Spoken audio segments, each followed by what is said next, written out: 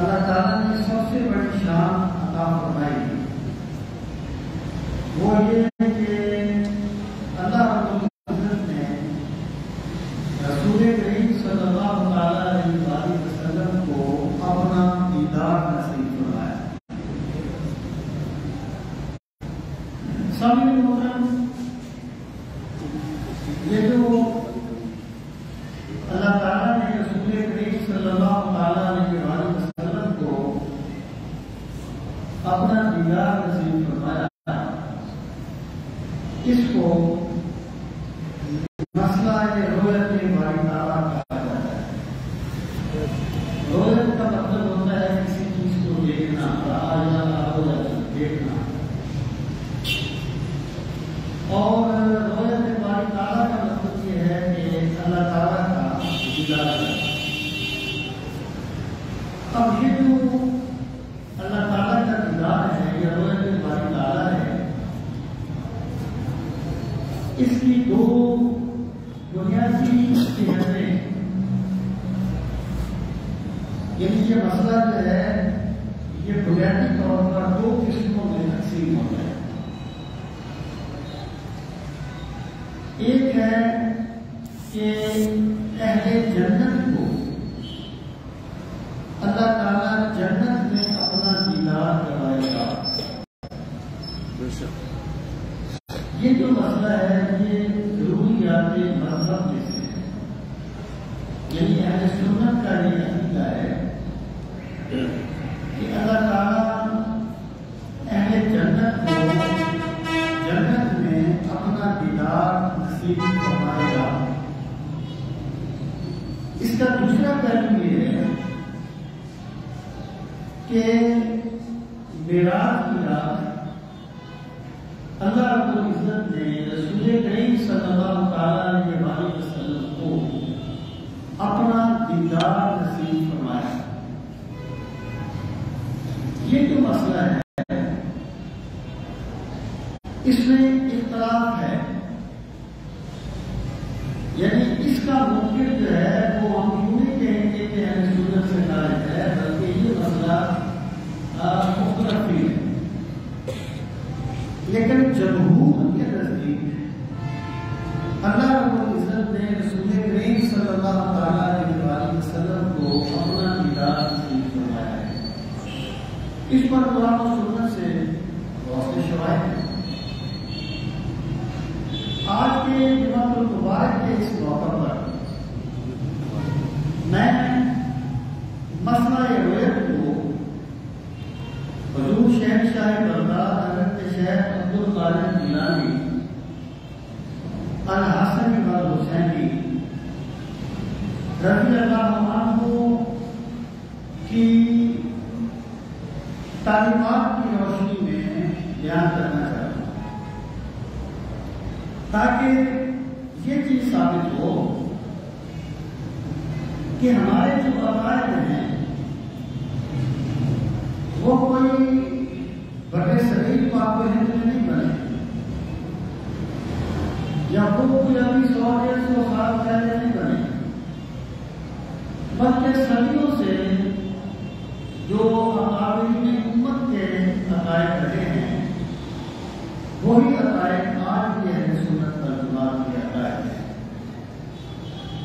اور وہی قرآن و سنت کی نصوص سے ثابت ہے، اور اکابرین امت نے قرآن و سنت کی نصوص سے وہی سمجھا ہے جس پر آج اہل سنت کا فرما ہے۔ حضرت شیخ عبد القادر جیلانی شیخ الاسلام ہے، اور میں نہیں سمجھتا کہ کوئی بھی کلمہ وہ پڑھا ہو اور ان کی عظمت کا انکار کرتا ہو۔ اس طرح مسلمہ حیثیت ہے اسلام کی تاریخ میں۔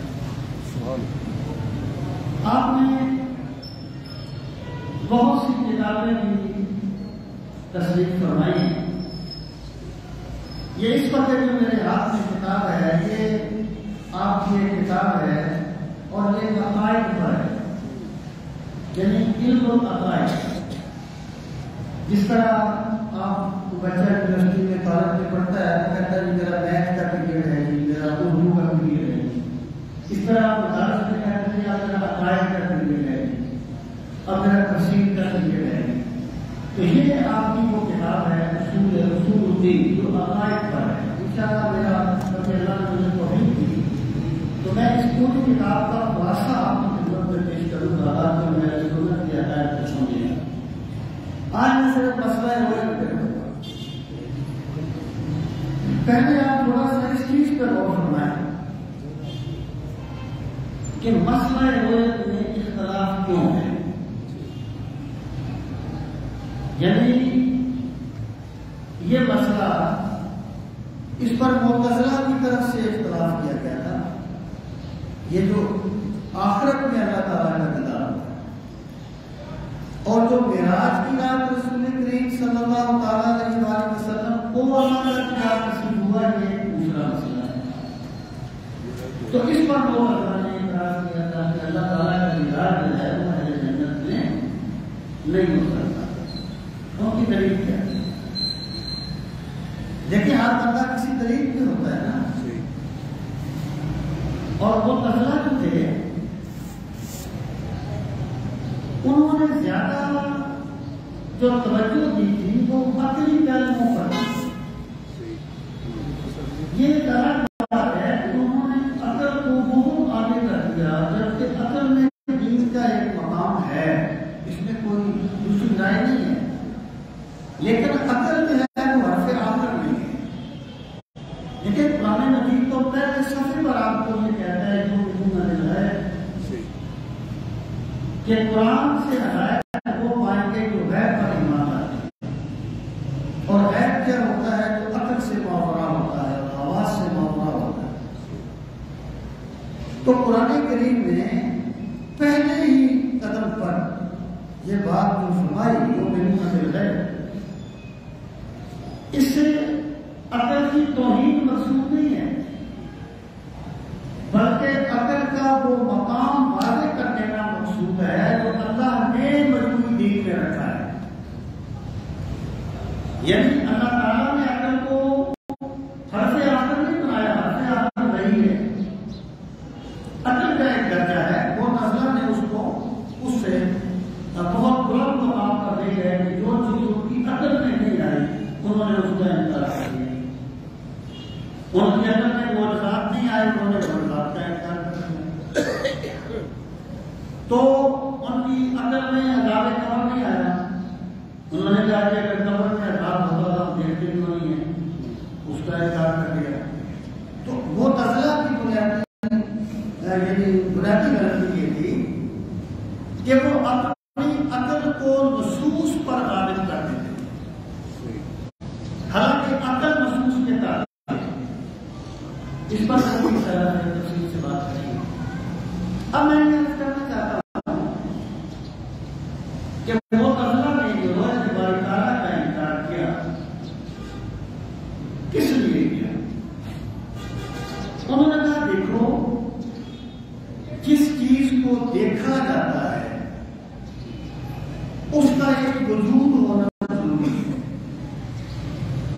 دیکھیں نا فضا میں ہوا بھی ہے، اور وہ جو آج کل سائنس کہتے ہیں کہ جراثیم بھی ہوتے ہیں، لیکن ہمیں تو نظر نہیں آتے۔ جس چیز کو دیکھا جائے اس کا ایک وجود ہونا ضروری ہوتا ہے، اور جس چیز کو دیکھا جائے وہ ایک مناسب فاصلے پر ہونی ضروری ہوتی ہے۔ اگر تم یہ کہو کہ اللہ تعالیٰ کا دیدار ہوگا تو اس کا مطلب یہ ہے کہ تم نے اللہ کا ایک وجود مان لیا، کیونکہ دیکھا جانے کے لیے وجود ہونا چاہیے، تم نے اللہ کا ایک وجود مان لیا، اور جس چیز کو دیکھا جائے اس کا ایک مناسب فاصلہ ہونا چاہیے۔ یعنی ہم جہاں بیٹھ کر 10 کی دور کو نہیں دیکھ سکتے، تو نہ ہم اس چیز کو دیکھ سکتے ہیں جو ہماری آنکھوں کے ساتھ آنے لگی ہے، بالکل بھی ہے، ایک مناسب فاصلہ ہونا چاہیے۔ تو اگر تم نے اللہ تعالیٰ کا دیدار ممکن ممکن مان لیا تو گویا تم نے اللہ کا وجود بھی مان لیا، جبکہ اللہ جسم اور جسمانیات سے پاک ہے، اور تم نے اللہ کو ایک مناسب فاصلے پر بھی مان لیا، جبکہ اللہ تعالیٰ کو ظاہر سے بھی دے دیا اور وہ فاصلے سے بھی پاک ہے۔ یہ ان کی وہ عقلی دلیل تھی جس کی بنیاد پر انہوں نے غیر کا انکار کر دیا۔ اب سامنے محترم اہل سنت جو ہے نا، اہل سنت، اور پھر میں عرض کروں کہ اہل سنت معتزلہ، خوارج، روافض، باطنیہ کے مقابلے میں آتے ہیں اہل سنت۔ ان کے عقائد میں ایک براءت کا اعتقاد پایا جاتا ہے۔ یہ قرآن و سنت کی بنیاد پہ مسائل مسترد کرتے ہیں، لیکن ہر چیز کو اس کے مقام پہ رکھتے ہیں، اور یہ عقائد میں ترجیح دیتے ہیں روایات کو یا قرآن و سنت کی نصوص کو۔ عقل کی بنیاد پر کم از کم وہ عقائد جن کا تعلق ہے کے ساتھ ہے وہ نہیں بنایا جا سکتا۔ اگر ہمیں اللہ کے پیغمبر نے نہ بتایا ہوتا کہ قبر میں عذاب ہے تو ہم کیسے سمجھتے ہیں قبر میں عذاب ہے؟ اگر ہمیں اللہ کے پیغمبر نے بتاتے کہ جنت میں یہ ہوگا تو ہمیں کیسے پتا چلتا ہے جنت میں یہ ہوگا؟ تو اہل سنت میں ہے نا، وہ اپنے معاملات کی بنیاد قرآن و سنت کے نصوص پہ رکھتے ہیں، عقل پہ، محض عقل پہ نہیں۔ لیکن وہ عقل کا جواب عقل سے دیتے ہیں۔ وہ کہتے ہیں کہ دیکھو تم نے یہ کہا کہ اگر اللہ تعالیٰ کا دیدار ممکن مانا جائے تو پھر تم نے اللہ کا جسم مان لیا، اور پھر تم نے اللہ کو ایک مناسب فاصلے پر مان لیا، جبکہ حقیقت یہ ہے کہ اللہ تعالیٰ کے ساتھ اس سے پاک ہے۔ وہ کہتے ہیں بھائی تمہارے اس دلیل میں بنیادی خرابی یہ ہے کہ تم ایک عالم کا حکم دوسرے عالم پہ لگا رہے ہو۔ عالم بدل جائے تو کیفیت بدل جاتی ہے۔ مثلا صحیح بخاری کی روایت ہے کہ رسول کریم صلی اللہ علیہ وسلم نے فرمایا کہ جب لوگ میت کو دفن کر کے پلٹتے ہیں، ان المیت یسمع خفت نعالہم، تو مردہ ان کے قدموں کی چاپ سنتا ہے۔ وہ ہے 6 فٹ 10 فٹ نیچے، اوپر سے آپ نے نیچے لگا کے بند کر دیا ہے، قبر کو بند کر دیا ہے۔ ہم تو دیوار کے پیچھے کی آواز نہیں سن سکتے، لیکن مردہ سنتا ہے، اور مردہ نیک ہو پھر بھی سنتا ہے، بد ہو پھر بھی سنتا ہے۔ وجہ کیا ہے کہ وہ عالم بدل گیا ہے۔ وہ یہ عالم شہادت ہے، وہ عالم غیب ہے، وہ عالم غیب ہے، یہ عالم شہادت ہے۔ تو اس عالم کے اصول اس عالم پہ نہیں لگائے جائیں گے۔ تو جنت کا جو معاملہ ہے اس کو آپ اس دنیا پر قیاس نہ کریں، بلکہ وہ عالم دوسرا ہے۔ دیکھیں رسول کریم صلی اللہ تعالیٰ علیہ وسلم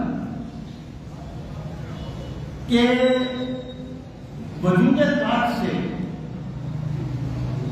جب پسینہ مبارک آتا تو وہ خوشبودار ہوتا، عنبر زمین، عبیر ہوا، مشک تربت، ادنا سے یہ شناخت تیری راہ گزر گئی ہے۔ اور رسول کریم صلی اللہ تعالیٰ علیہ وآلہ وسلم جس جگہ سے گزر جاتے ہیں وہاں سے بعد میں بھی خوشبو آتی رہتی ہے۔ اب محدثین کہتے ہیں کہ اس کا سبب یہ تھا، اس کا سبب یہ نہیں ہے کہ سرکار خوشبو کا استعمال زیادہ کرتے تھے۔ خوشبو کا استعمال آپ جتنا بھی کر لیں پسینے سے خوشبو نہیں آئے گی، اور گزرنے کے بعد بھی خوشبو نہیں آئے گی۔ محدثین کہتے ہیں کہ اللہ تعالیٰ نے اہل جنت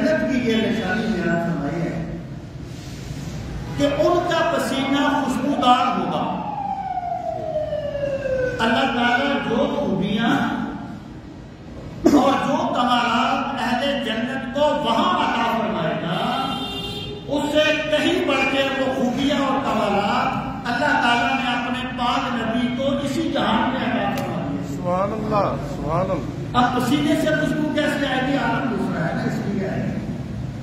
تو اہل سنت یہ کہتے ہیں کہ تم ایک عالم کا حکم دوسرے عالم پہ لگا نہیں سکتے، اور تم نے یہاں ایک عالم کا حکم دوسرے عالم پہ لگا دیا۔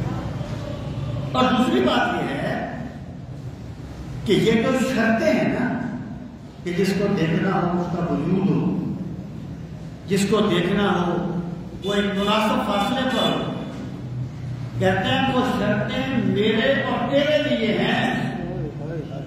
میرا رب شرط کا محتاج نہیں ہے، ہم محتاج ہیں، اللہ محتاج نہیں ہے۔ جب اللہ تعالیٰ اپنا دیدار کروانا چاہے گا تو وہ بغیر شرطوں کے کروا دے گا۔ اس لیے تمہاری یہ دلیل بالکل بے بکت ہے۔ سامعین محترم، اور معتزلہ نے ایک دلیل یہ دی، انہوں نے کہا کہ دیکھو حضرت موسیٰ علیہ السلام نے اللہ تعالیٰ سے یہ عرض کیا، رب ارنی انظر الیک، کہ پروردگار عالم مجھے اپنا دیدار کروا دے، میں تیرا جلوہ دیکھنا چاہتا ہوں۔ اللہ پاک نے فرمایا لن ترانی، تو نہیں دیکھ سکتا۔ اچھا ایک پہاڑ پہ دیکھ،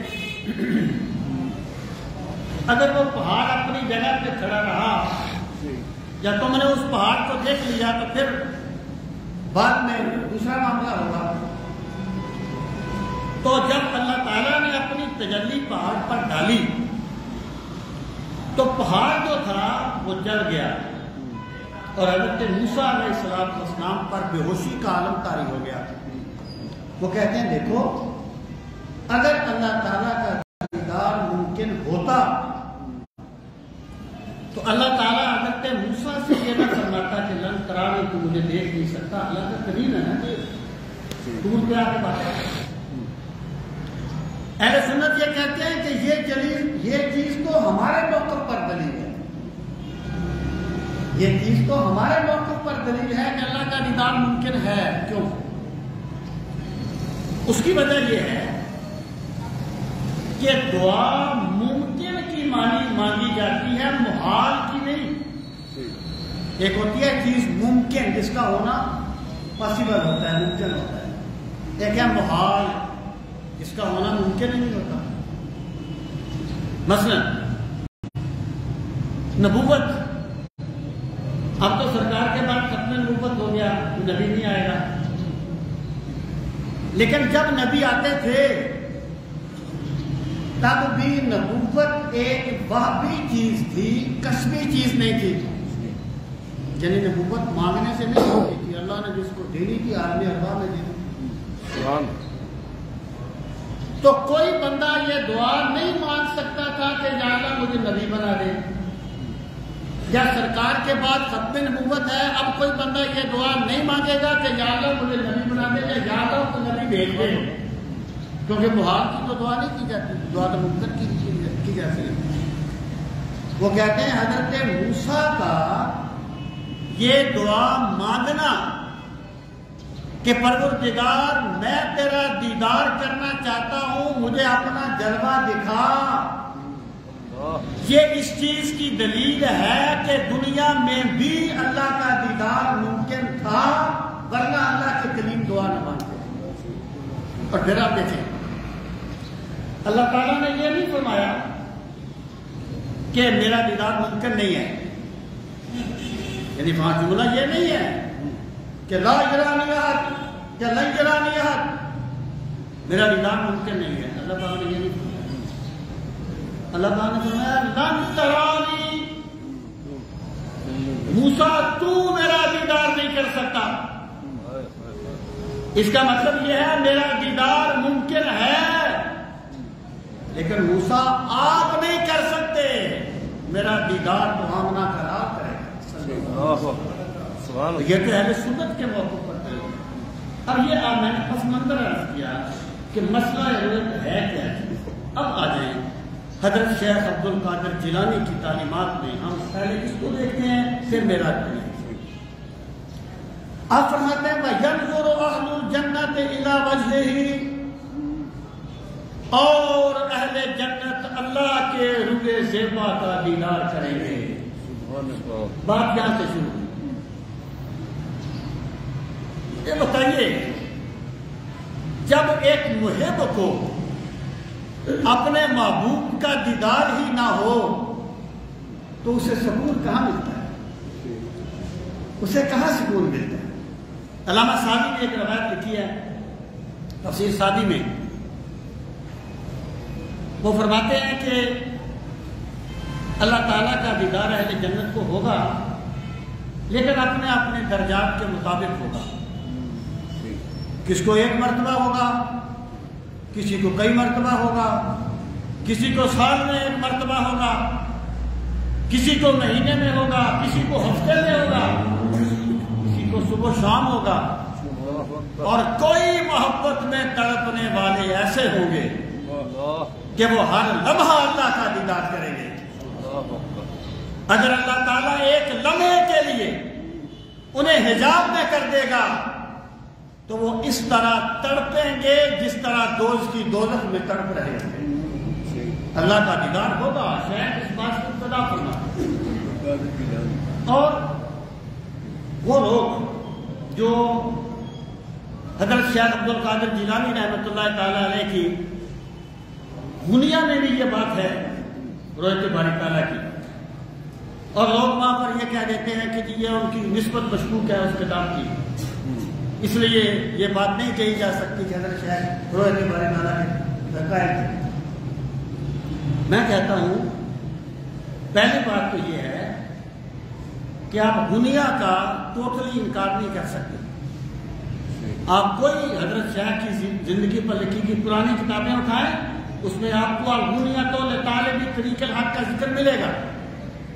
دوسری بات یہ ہے کہ اگر وہاں پر ایک بات ہے تو پھر شیخ کی کسی دوسری کتاب سے اس کی نفی کرتے پھر کہنا اس میں تعریف نہیں ہے.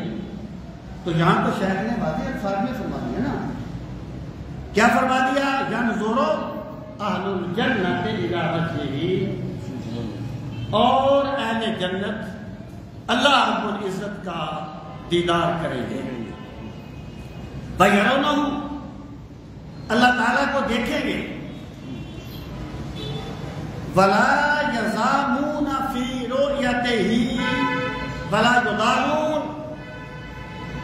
اور جب وہ اللہ تعالیٰ کا دیدار کریں گے تو انہیں کوئی تکلیف نہیں ہوگی، انہیں کسی مشکل کا سامنا نہیں کرنا پڑے گا. مراد کیا ہے؟ دیکھیں، یہ ٹیوب جلتی ہے، بندہ ٹیوب کی طرف بھی دیکھتا ہے نا تو آنکھیں کیوں جاتی ہیں؟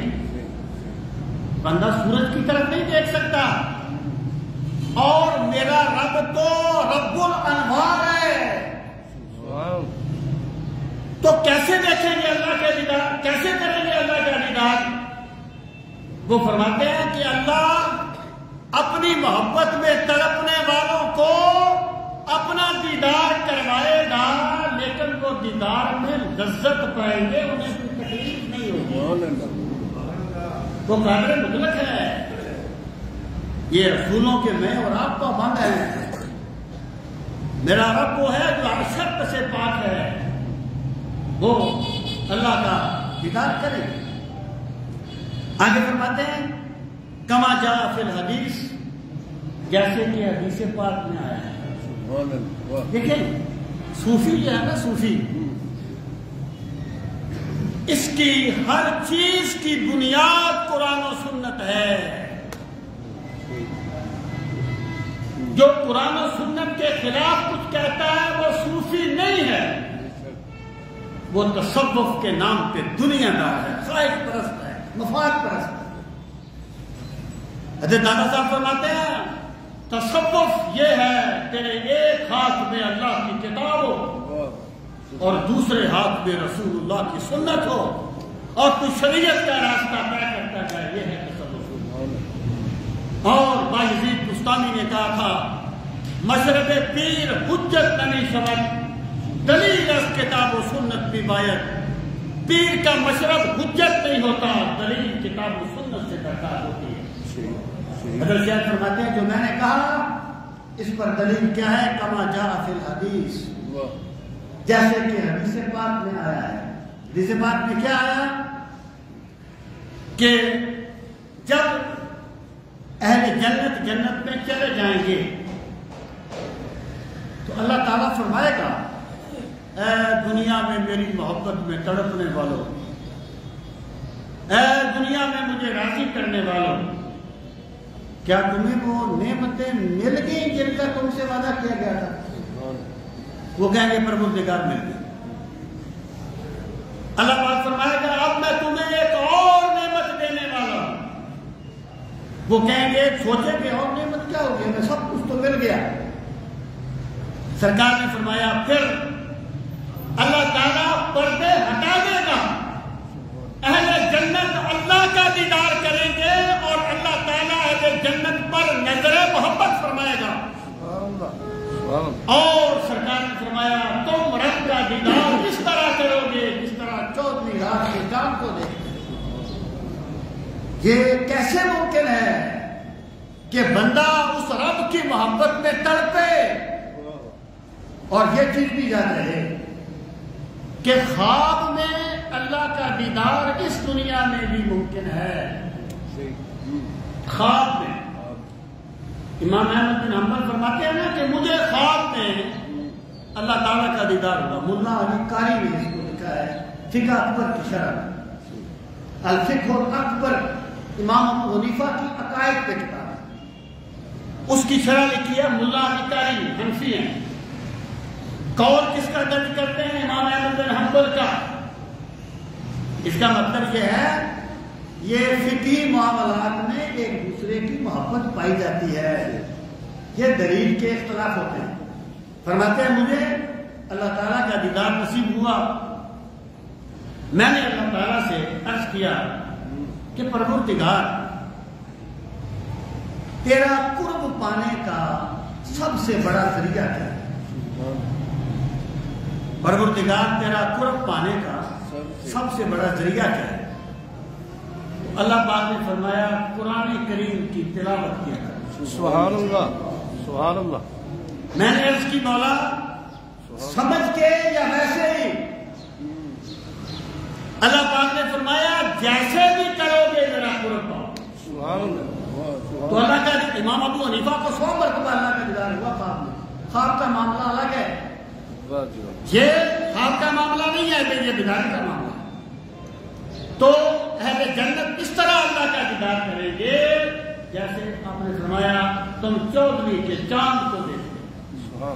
حضرت شیخ فرماتے ہیں یتجلی لہم، اللہ تعالیٰ اہل جنت کے لیے تجلی فرمائے گا، ظاہر ہو جائے گا، پردے ہٹا دے گا۔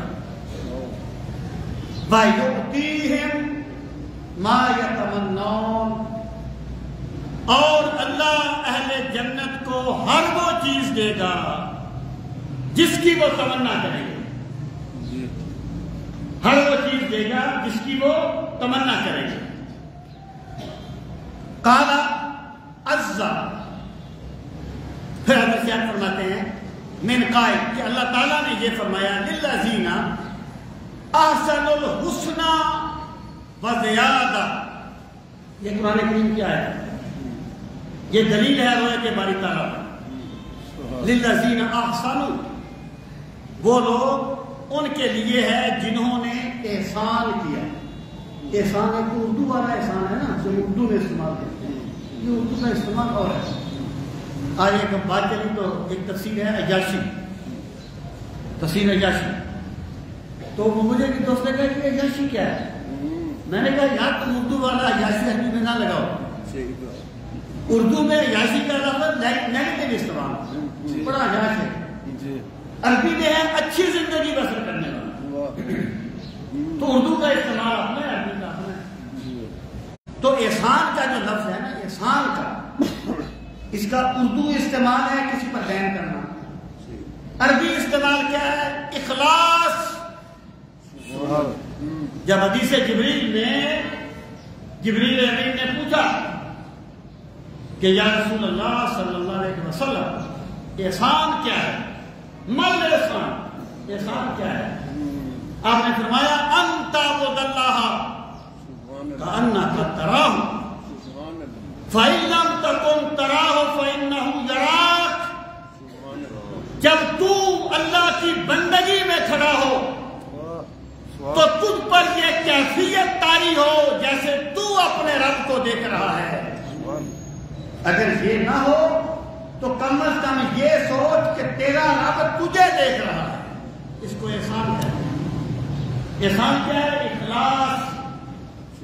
اللہ پاک فرماتا ہے للذین احسنوا، وہ لوگ جنہوں نے اخلاص کے ساتھ اللہ کی عبادت کی، جو دنیا میں دین کو دنیاوی مقاصد کے اصول کے لیے سیڑھی نہیں بناتے تھے، جو دنیا میں معاشرے میں ناک بلند رکھنے کے لیے دین کو سہارا نہیں بناتے تھے، جن کا ہر کام اللہ کی رضا کے لیے ہوتا تھا، ہم انہیں عطا کریں گے کیا؟ الحسنہ۔ قرآنی اصطلاح میں ویسے حسنہ کا معنی بھلائی ہے، لیکن قرآنی اصطلاح میں الحسنہ کا معنی جنت ہے۔ ان الذین سبقت لهم منا الحسنى اولئک عنہا مبعدون، کہ جن لوگوں کے لیے حسنہ ثابت ہو جائے گا وہ دوزخ سے دور رہیں گے۔ لا يسمعون حسیسها وهم فی ما اشتہت انفسهم، وہ دوزخ کی چاپ تک نہیں سنیں گے اور وہ جو چاہیں گے انہیں ملے گا، اور فرشتے ان کے استقبال کے لیے کھڑے ہوئے۔ سبحان یہی ہے وہ الحسنہ جس کا معنی ہے جنت، قرآنی استعمال۔ اور اللہ تعالیٰ نے رسول کریم صلی اللہ تعالیٰ علیہ وآلہ وسلم کے صحابہ کے بارے میں فرمایا کُلًّا وعد اللہ الحسنى، جو شروع میں ایمان لائے ان کا درجہ بلند ہے، بعد میں لائے ان کی نسبت درجہ کم ہے، لیکن میرے رب نے میرے پاک نبی کے ہر صحابی کے لیے جنت دینے کا وعدہ فرمایا۔ للذین احسنوا الحسنى وزیادہ، کُلًّا وعد اللہ الحسنى، اللہ نے سب کے لیے حسنہ کا وعدہ فرمایا، جنت۔ تو فرمایا ہم انہیں جنت دیں گے۔ جن لوگوں نے دنیا میں اخلاص سے ہماری بندگی کی ہم انہیں جنت دیں گے۔ پھر کیا؟ بزیادہ، اور ہم انہیں اس سے بڑھ کر بھی عطا فرمائیں گے۔ سبحان اللہ۔ ہم انہیں اس سے بڑھ کر بھی عطا فرمائیں گے۔ جو بس زیادہ ہے نا، اس کی تفسیر یہ کی گئی ہے کہ زیادہ سے مراد ہے النظر الی وجہ اللہ، ہم انہیں اپنا دیدار نصیب فرمائیں۔ حضرت شیخ اس پر یہ دلیل دیتے ہیں کہ وہ کہ باری تعالیٰ کے امکان پر یہ دلیل ہے۔ آگے آپ فرماتے ہیں وکیلا، اور کہا گیا ہے یعنی الحسنہ کی تفسیر کرتے ہیں الحسنہ الجنہ، کہ حسنہ سے مراد جنت ہے۔ جس کے ساتھ اللہ نے حسنہ کا وعدہ فرمایا ہے، مراد یہ اللہ نے اس کے ساتھ جنت کا وعدہ فرمایا۔ وزیادہ، للذین احسنوا الحسنى وزیادہ۔ اب فرماتے ہیں زیادہ کیا ہے؟ النظر الی وجہہ الکریم، رب کریم کے روئے زیبا کا دیدار کرنا۔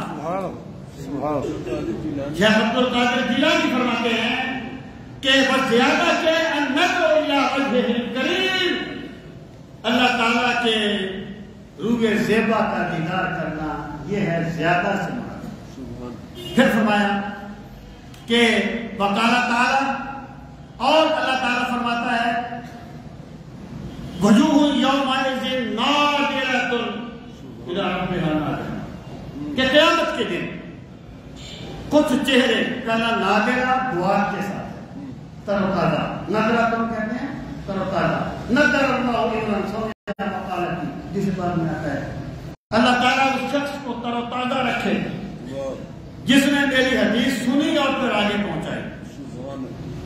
تو نظرہ، شادابی، تر و تازگی،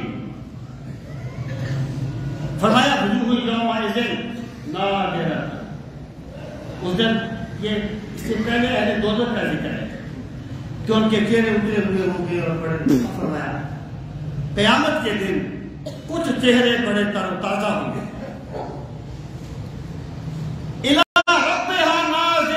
یہ سوئے کے ساتھ ہے نظر سے تر و تازہ کون سے چہرے ہوں گے؟ جو اپنے رب کا دیدار کرنے والے ہوں گے. اگر اللہ تعالیٰ کا دیدار آخرت میں ممکن نہیں تھا تو اللہ تعالیٰ نے یہ کیوں فرمایا وہ اپنے رب کا دیدار کرنے والے ہیں. اب اللہ پاک فرماتا ہے وَيُرَدُ عَلَيْهِ يَوْمَ الْفَصْلِ وَالَّذِينَ يَتَوَلَّى حِسَابَهُم بِنَفْسِهِ لَا يَتَوَلَّى ذَلِكَ غَيْرُهُ کہ یہ جو اللہ کے بندے ہوں گے اللہ تعالیٰ خود ان کا حساب لے گا اور ان کا حساب کسی دوسرے کے حوالے نہیں کرے گا. مراد یہ ہے کہ رویت باری تعالیٰ جو ہے آخرت میں یہ اہل جنت کے لیے حق ہے. اب آ رہے ہیں دوسری چیز کی طرف اور وہ ہے معراج کی رات میں اللہ تعالیٰ کا دیدار. میں پھر کہہ رہا ہوں کہ شیخ عبد القادر جیلانی جن کو غوث پاک کہا جاتا ہے جو شیخ الشیوخ ہیں شیخ الشیوخ اور جن کے مقام اور مرتبے کا کوئی کلمہ کو انکار نہیں کر سکتا اور بندہ چشتی ہو یا سہروردی ہو کوئی بھی ہو غوث پاک کی 11ویں ضرور کرواتا ہے.